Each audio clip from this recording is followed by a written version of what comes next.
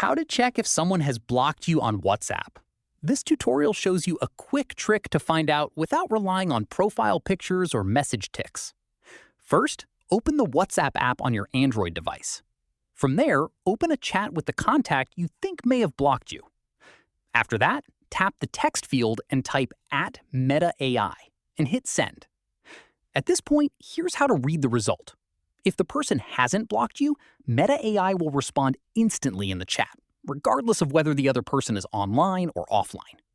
However, if you've been blocked, nothing will happen at all. No response from MetaAI, no matter how many times you try.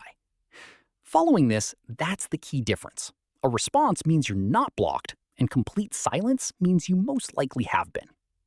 Finally, keep in mind this is an unofficial workaround and not a guaranteed method, so it's worth using it alongside other signs, like not being able to see their profile picture or last seen status. That's how you check if someone blocked you on WhatsApp. If this helped, give it a like, subscribe for more tutorials, and tap the bell so you catch the next one. See you then!